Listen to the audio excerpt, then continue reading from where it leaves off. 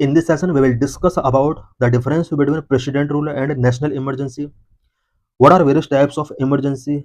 We will also discuss about proclamation and revocation of national emergency and president rule. Article is important for GS paper 2. Why news? A delegation of 10 MLAs from the Manipur Assembly made the governor of the state and pressed for the formation of a viable government in Manipur. Manipur के अंदर 10 MLA की एक delegation है मणिपुर के governor के साथ meeting किया है और मणिपुर के अंदर एक वियाबल गवर्नमेंट फॉर्मेशन के लिए प्रेस्ड किया है। Manipur has been under president rule since February 2025। फरवरी मंथ से अभी तक कंटिन्यू मणिपुर प्रेसिडेंट रूल के अंडर वर्क कर रहा है। Why president rule has been impose, Manipur president rule क्यों इम्पोज किया गया? Violence between the Meitei and Kuki Zo community, because Manipur के अंदर क्योंकि जो कम्युनिटी एंड मैथे कम्युनिटी के बीच में वायलेंस चल रहे थे काफी लॉन्ग टाइम से। कुछ ऐसा पॉलिटिकल सिचुएशन आया कि जिसकी वजह से यहाँ पर प्रेसिडेंट रूल इम्पोज करना पड़ा। Ongoing since May 2023 has claimed about 250 lives and displaced over 60,000 people। In violence में ये जो वायलेंस है वो मई 2023 से ऑनगोइंग थे और इन वायलेंस की वजह से 250 पीपल अपना लाइफ लॉस्ट कर चुके हैं और 60,000 से ज़्यादा पीपल यहाँ पर डिस्प्लेस हो चुके हैं। Number of conflict originated from the Meitei demand for ST status, because Meitei community के लोग ST स्टेटस डिमांड कर रहे थे। कुकी लोगों को ये लायक नहीं था, उन्होंने इसका अपोज किया। कुकी लोगों को लगा कि उनका जो जॉब अपॉर्चुनिटीज है वो लॉस हो सकता है, इस वजह से ये वायलेंस यहाँ पर इरुप्ट हुए। Number 3, a political crisis erupted in the state after Mr. Singh's resigned on February 9. The state BJP leadership struggled to reach a consensus on his successor because February month में मणिपुर के चीफ मिनिस्टर जो BJP से belong करते हैं उन्होंने resign कर दिया और उसके बाद उनका सक्सेसर से रिलेटेड कॉन्सेंसस नहीं हो पाया, इस वजह से प्रेसिडेंट रूल वहां पर इम्पोज करना पड़ा। What are constitutional provisions of emergency? Emergency से रिलेटेड कॉन्स्टिट्यूशनल प्रोविजंस क्या क्या है? Taken from the German constitution, emergency provision German constitution से टेकन किए गए हैं। Outlined in a part 18 of the Indian constitution, protect India sovereignty unity and security. Emergency provision constitution के part 18 के अंदर प्रोविजन किए गए हैं जो कि इंडिया की सॉवरेनिटी यूनिटी एंड सिक्योरिटी को प्रोटेक्ट करते हैं। They empower the central government to address extraordinary crisis by temporarily assuming control to ensure stability and safeguard the democratic framework. Emergency के अंडर सेंट्रल गवर्नमेंट को extraordinary power मिल जाती है so that democratic framework को stability ensure किया जा सके, उसका सेफगार्ड किया जा सके। The constitution provide for 3 types of emergency, national emergency, state emergency and financial emergency. National emergency article 352 के अंदर प्रोविजन की गई है। स्टेट इमरजेंसी और प्रेसिडेंट रूल आर्टिकल 356 के अंदर प्रोविजन किया गया है एंड फाइनेंशियल इमरजेंसी आर्टिकल 360 के अंदर प्रोविजन की गई है। In Manipur, the president has proclaimed a state emergency, popularly known as president rule or constitutional emergency। Manipur के अंदर प्रेसिडेंट ने स्टेट इमरजेंसी यहाँ पर प्रोक्लेम की गई। स्टेट इमरजेंसी को प्रेसिडेंट रूल या कॉन्स्टिट्यूशनल इमरजेंसी के नाम से भी जाना जाता है और 356 आर्टिकल के अंडर प्रेसिडेंट अपनी पावर को एक्सरसाइज करता है स्टेट के अंदर। This fulfil the union's obligation under article 355 to protect states against external aggression and internal disturbance. Constitution के आर्टिकल 355 के अंदर ये प्रोविजन किया गया है कि किसी स्टेट के अंदर अगर इंटरनल डिस्टर्बेंस या एक्सटर्नल एग्रेशन से रिलेटेड कोई अगर सिचुएशन पैदा होती है तो उस कंडीशन में यूनियन गवर्नमेंट का ऑब्लिगेशन होता है कि वो स्टेट को इन सब सिचुएशन से प्रोटेक्ट करे। When states constitutional machinery fail due to non-performance or malperformance, Article 356(1) empower the president to issue a proclamation। अगर किसी स्टेट का कॉन्स्टिट्यूशनल मशीनरी फेल हो जाता है उस स्टेट के अंदर गवर्नमेंट के नॉन परफॉर्मेंस या मेल परफॉर्मेंस की वजह से, देन आर्टिकल 356(1) के अंडर प्रोविजन किया गया है कि प्रेसिडेंट उसके स्टेट के अंदर प्रेसिडेंट रूल इम्पोज कर सकता है। This effectively transfer all executive functions of the state to the center and legislative functions to the parliament while leaving the high court power unaffected। President rule के under उस state के जितने भी executive powers होती हैं वो centre के पास आ जाती हैं और जितनी भी लेजिस्लेटिव पावर होती हैं वो पार्लियामेंट के बिफोर आ जाती हैं, बट हाई कोर्ट की जो पावर होती है वो अनअफेक्टेड रहती हैं। Additionally, Article 365 provide that if a state fail to comply with any union direction, under constitutional provisions the president may declare a constitutional emergency. Constitution का आर्टिकल 365 के अंदर ये प्रोविजन किया गया है कि अगर कोई स्टेट यूनियन डायरेक्शन का कंप्लाई करने में फेल होता है, देन कॉन्स्टिट्यूशनल प्रोविजन के हिसाब से प्रेसिडेंट उस स्टेट के अंदर कॉन्स्टिट्यूशनल इमरजेंसी या प्रेसिडेंट रूल डिक्लेयर कर सकता है। इट मीन्स आर्टिकल 365 के अंडर प्रेसिडेंट को ये पावर है कि अगर सेंट्रल गवर्नमेंट की बात है, अगर नहीं मानता है स्टेट गवर्नमेंट, तो वहां पर इस बेस पर भी कॉन्स्टिट्यूशनल इमरजेंसी या प्रेसिडेंट रूल इम्पोज किया जा सकता है। Proclamation must be laid before each house of parliament. जो भी प्रोक्लेमेशन होता है प्रेसिडेंट के द्वारा स्टेट के इमरजेंसी से रिलेटेड, इस प्रोक्लेमेशन को पार्लियामेंट और बोथ हाउस के बिफोर रखना होता है। As per article 356 the proclamation must be laid before each house of parliament and unless approved by a simple majority in both houses it ceases after 2 month. Parliament का both house के द्वारा simple majority से इसे पास कराना होता है। अगर ये पास नहीं होता है तो इस प्रेसिडेंट रूल को या कॉन्स्टिट्यूशनल इमरजेंसी को 2 मंथ के अंदर सीज होना होगा। इट मीन्स 2 मंथ के बाद इसको रिवॉक करना होगा। Effective for 6 month once approved it remain effective for 6 month from the proclamation date with further 6 month extension require additional parliamentary approval. एक बार पार्लियामेंट के बोथ हाउस के द्वारा अगर प्रेसिडेंट के प्रोक्लेमेशन से रिलेटेड अप्रूवल पास हो जाता है तो कंटिन्यूस 6 मंथ के लिए ये प्रोक्लेमेशन इफेक्टिव रहता है। नेक्स्ट 6 मंथ के एक्सटेंशन के लिए एडिशनल पार्लियामेंट्री अप्रूवल की नीड होती है। Renewable beyond 1 year is allowed only in 2 conditions. अगर 1 साल के बाद इसको रिन्यू करना है तो उसके लिए 2 कंडीशंस होती हैं। Number 1, in emergency has been declared in the country or any part of the state. अगर कंट्री के अंदर इमरजेंसी डिक्लेयर हो चुकी है या किसी स्टेट के किसी पार्ट में इमरजेंसी डिक्लेयर हो चुकी है, उस केस में 1 साल के बाद भी इसको बढ़ाया जा सकता है। If the election commission certifies that president rule is necessary due to difficulties in conducting state election. अगर इलेक्शन कमीशन को लगता है कि स्टेट के अंदर इलेक्शन कमीशन कंडक्ट कराने से रिलेटेड कोई डिफिकल्टीज है, उस केस में भी 1 ईयर से ज़्यादा टाइम पीरियड के लिए प्रेसिडेंट रूल को एक्सटेंड किया जा सकता है। हाउएवर इन नो केस के अंदर proclamation remain effective for more than 3 year. लेकिन यहाँ पर एक मैक्सिमम लिमिट दी हुई है कि 3 ईयर से ज़्यादा टाइम पीरियड के लिए कभी भी प्रेसिडेंट रूल इम्पोज नहीं किया जा सकता। How is a constitutional emergency different from a national emergency. Article 352 govern the proclamation of a national emergency which has been invoked thrice. अभी तक इंडिया के अंदर नेशनल इमरजेंसी 3 बार इन्वोक की जा चुकी है। Number 1, during the 1962 India China war. 1962 में India China war के ड्यूरिंग नेशनल इमरजेंसी डिक्लेयर किया गया। Number 2, 1971 armed conflict with Pakistan. Pakistan के साथ भी 1971 में आर्म्ड कॉन्फ्लिक्ट हुआ, उस टाइम पर नेशनल इमरजेंसी डिक्लेयर किया। Number 3, in 1975 on grounds of internal disturbance के ग्राउंड पर 1975 में इंदिरा गांधी के द्वारा नेशनल इमरजेंसी इम्पोज किया गया।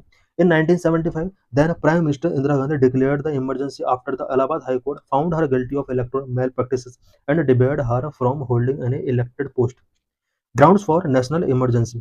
Unlike a state emergency, national emergency is proclaimed if any part of territory is threatened by war, external aggression, or armed rebellion. State emergency से different national emergency को proclaim करने के लिए कुछ conditions होती हैं, सच एज इफ इंडिया का कोई पार्ट या पूरा कंट्री के अंदर वॉर से रिलेटेड थ्रेट है, एक्सटर्नल एग्रेशन अगर होता है, आर्म्ड रिबेलियन होता है, इस कंडीशन में नेशनल इमरजेंसी का प्रोक्लेम किया जा सकता है। मेनली यहाँ पर थ्री बेसिस है: threatened by war, internal aggression and armed rebellion. Safeguard और प्रिवेंट मिसयूज। इसके मिसयूज को प्रिवेंट करने के लिए कुछ सेफ गार्ड है। The 44th constitutional amendment introduce multiple safeguard to prevent misuse. National emergency या प्रेसिडेंट रूल के मिसयूज को प्रिवेंट करने के लिए 44th कॉन्स्टिट्यूशनल अमेंडमेंट 1971 में कुछ मल्टीपल सेफ गार्ड इंट्रोड्यूस किए गए। It replace internal disturbances with armed rebellion, mandated a written recommendation from the cabinet rather than just the PM, and shortened the parliamentary approval window from 2 months to 1 month. 44th constitutional amendment 1978 के अंदर कुछ safe guard introduce किए गए, जिसमें सबसे पहला जो safe guard था, इंटरनल डिस्टर्बेंस की जगह अब यहाँ पर आर्म्ड रिबेलियन को इंक्लूड किया गया। इट मीन्स इंटरनल डिस्टर्बेंस के बेस पर नेशनल इमरजेंसी इम्पोज नहीं की जा सकती। अभी जो हमने ऊपर देखा एक्सटर्नल एग्रेशन या आर्म्ड रिबेलियन ये हो सकते हैं, लेकिन इसमें पहले इंटरनल डिस्टर्बेंस भी इंक्लूड था। बट अब इंटरनल डिस्टर्बेंस के बेस पर नेशनल इमरजेंसी इम्पोज नहीं किया जा सकता, जैसे कि इंदिरा गांधी ने किया था। एंड नेक्स्ट जो इसके अंदर सेफ गार्ड प्रोवाइड किया गया वो रिटर्न रिकमेंडेशन फ्रॉम कैबिनेट। पहले क्या होता था कि पीएम अपने बेस पर चाहे तो नेशनल इमरजेंसी डिक्लेयर कर सकता था, लेकिन अब कैबिनेट से रिटर्न रिकमेंडेशन पहले टेकिंग करना होगा। नेक्स्ट पार्लियामेंट्री अप्रूवल विंडो जो कि पहले 2 मंथ हुआ करता था वो अब 1 मंथ कर दिया। इट मीन्स पार्लियामेंट का अप्रूवल टेकिंग करना होगा 1 मंथ के अंदर, पार्लियामेंट का अप्रूवल इसमें होना चाहिए। It also clarified that Article 20 and 21 cannot be suspended and that the President must revoke the proclamation of if the Lok Sabha pass a resolution disapproving it. 44th constitutional amendment के अंदर ये भी clarified किया गया है कि article 20 and 21 emergency के case में सस्पेंड नहीं किए जाएंगे, और अगर लोकसभा इमरजेंसी का डिसअप्रूविंग से रिलेटेड कोई रेजोल्यूशन पास करती है, प्रेसिडेंट को प्रोक्लेमेशन को रिवोक करना होगा। This amendment restored judicial review of the president's satisfaction in proclaiming an emergency, a safeguard removed by the 38th Constitutional Amendment 1975.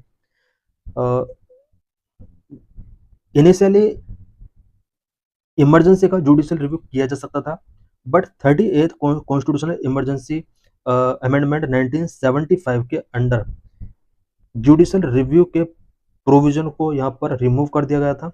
But 44th constitutional amendment के अंदर ये प्रोविजन कर दिया गया कि इमरजेंसी का जुडिशियल रिव्यू किया जा सकता है, no time limit. Unlike a constitutional emergency which can last up to 3 years, a national emergency has no time limit. Constitutional emergency या प्रेसिडेंट रूल का जो मैक्सिमम टाइम पीरियड था वो 3 ईयर है, जबकि नेशनल इमरजेंसी का कोई टाइम लिमिट नहीं होता है। Needs a special majority. Additionally, while the president rule require a simple majority for parliamentary approval, a national emergency needs a special majority. President rule के अप्रूवल के लिए पार्लियामेंट के अंदर सिंपल मेजोरिटी से proclamation को पास कराना होता है, जबकि नेशनल इमरजेंसी के केस में स्पेशल मेजोरिटी की रिक्वायरमेंट होती है। In a national emergency the state executive and legislature continue to function, whereas under president rule the state executive is dismissed and the legislature is suspended or dissolved. National emergency के case में state executive and legislature continue function करते रहते हैं, जबकि president rule के case में state executive dismiss हो जाती है एंड जो लेजिस्लेचर होती है वो सस्पेंडेड हो जाती है, डिजॉल्व हो जाती है। However the Manipur assembly which has a tenure till 2027 has not been dissolved, इसको डिजॉल्व नहीं किया गया है, but it is placed under suspended animation. इसको सस्पेंडेड एनिमेशन में रखा गया है बिकॉज मणिपुर असेंबली का जो टेन्योर है वो 2027 तक के लिए। सस्पेंस में क्या होता है कि इसको कुछ टाइम पीरियड के लिए होल्ड कर दिया जाता है, जब डिजॉल्व में फुल्ली तरीके से इसको खत्म कर दिया जाता है। इट मीन्स हमने देखा कि यहाँ पर स्टेट एग्जीक्यूटिव को डिसमिस कर दिया जाता है और लेजिस्लेचर सस्पेंड भी हो सकते हैं, डिजॉल्व भी हो सकते हैं। This means that the assembly is temporarily paused allowing it's revival if political stability is restored. President rule में असेंबली को टेम्परेली पॉज कर दिया जाता है और पॉलिटिकल स्टेबिलिटी रिस्टोर होने के बाद उसको रिवाइवल किया जा सकता है। Does president rule affect fundamental rights, क्या प्रेसिडेंट रूल इम्पोज करने के बाद फंडामेंटल राइट पर कोई फर्क पड़ता है? President rule does not affect citizens fundamental right unlike a national emergency where under article 358 freedoms under article 19 become inoperative and the president may suspend other fundamental rights except article 20 and 21। President rule impose होने पर किसी भी type का fundamental right affect नहीं होता है, जबकि national emergency के केस में अंडर आर्टिकल 358 आर्टिकल 19 के अंडर जो भी फ्रीडम्स मिली होती हैं वो इनऑपरेटिव हो जाती हैं। प्रेसिडेंट चाहे तो अदर फंडामेंटल राइट को सस्पेंड कर सकता है, बट आर्टिकल 20 एंड 21 के अंदर जो हमें राइट मिले हुए हैं उनके साथ किसी भी टाइप का सस्पेंशन नहीं होगा। Under President rule, the President acquire extraordinary powers with the Governor on her behalf administering the state with assistance for the Chief Secretary or advisors appointed by the President. President rule के अंदर President को extraordinary power मिल जाती है, governor के साथ वो work करता है। It means governor he president के बिहाफ में वर्क करता है और स्टेट के अंदर चीफ सेक्रेटरी के साथ मिलकर वर्क करना होता है। Additionally, Article 357 allow Parliament to confer legislative powers on the President and authorize delegation to another authority while also giving the president power to sanction expenditure from the state consolidated fund. State के consolidated fund से सारे expenditure president के द्वारा कराए जाते हैं. How often president rule has been imposed. President rule कब कब किस स्टेट के अंदर इम्पोज किया गया है. दो doctor B R Ambedkar hope it would remain a dead letter. Doctor B R Ambedkar को लगता था कि प्रेसिडेंट रूल का जो प्रोविजन है डेड लेटर के तौर पर पड़ा रहेगा. 134 times across 29 state and UTs. अभी तक अबाउट 29 स्टेट एंड यूटीज के अंदर about 134 time president rule impose किया जा चुका है.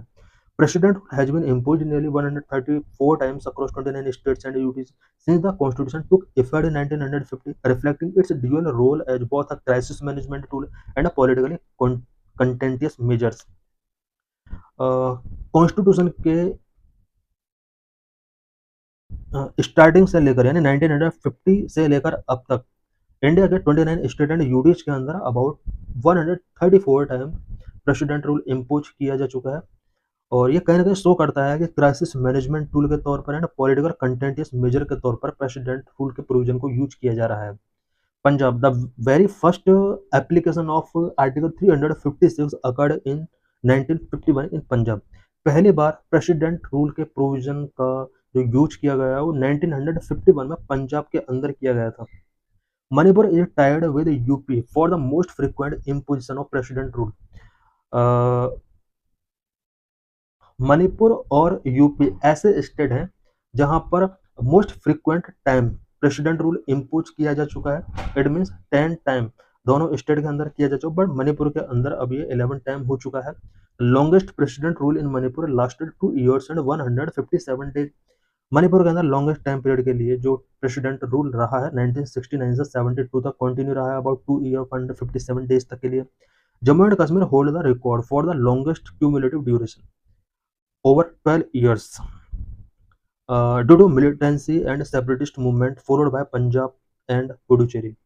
जम्मू एंड कश्मीर के अंदर लॉन्गेस्ट क्यूमुलेटिव ड्यूरेशन के लिए प्रेसिडेंट रूल इम्पोज किया गया है. अबाउट 12 ईयर प्रेसिडेंट रूल रहा है. वहीं पंजाब के अंदर 10 ईयर तक लगभग प्रेसिडेंट रूल रहा है. उसके बाद पुडुचेरी 7 ईयर तक रहा है. What are the Supreme Court said about the use and misuse of president rule. President rule के यूज एंड मिसयूज से रिलेटेड सुप्रीम कोर्ट का क्या गाइडलाइन रहा है. In the landmark SR Bommai versus Union of India judgement Supreme Court held that the president's power under article 356 is conditional not absolute and that any proclamation is subject to judicial review. Supreme Court का कहना था कि article 356 के अंदर जो president की power से related condition है वो कंडीशनल है, वो एब्सोल्यूट नहीं है एंड जुडिशियल रिव्यू का सब्जेक्ट है. अगर किसी स्टेट के अंदर प्रेसिडेंट रूल इम्पोज किया जाता है तो जुडिशियल रिव्यू का सब्जेक्ट हो सकता है. Both the Supreme Court and High Courts can strike it down if found malafides or based on irrelevant or extraneous grounds. Supreme Court का कहना था कि अगर प्रेसिडेंट रूल का ग्राउंड इरेलेवेंट है या एक्सट्रेनियस ग्राउंड उसका रहा है, हाई कोर्ट या सुप्रीम कोर्ट प्रेसिडेंट रूल को स्ट्राइक डाउन कर सकती है. The top court further clarified that the president cannot dissolve the assembly without parliament's approval and that the center must first issue a warning notice to the hearing state seeking an explanation. Top court ने कहा, ये clarified किया कि president without parliament के approval किसी भी state assembly को dissolve नहीं कर सकता. Once proclamation, the state government has to go as two government in one sphere is impermissible. Moreover, the Supreme Court clarified that president rule must be invoked only for breakdown of constitutional machinery, distinct from ordinary law and order failure and never for political gain. Supreme court ने ये clarified किया कि president rule जो invoke होना चाहिए वो only constitutional machinery के breakdown के केस में होना चाहिए. पॉलिटिकल गेन के लिए कभी भी प्रेसिडेंट रूल इम्पोज नहीं करना चाहिए. This is PYQ related to this article.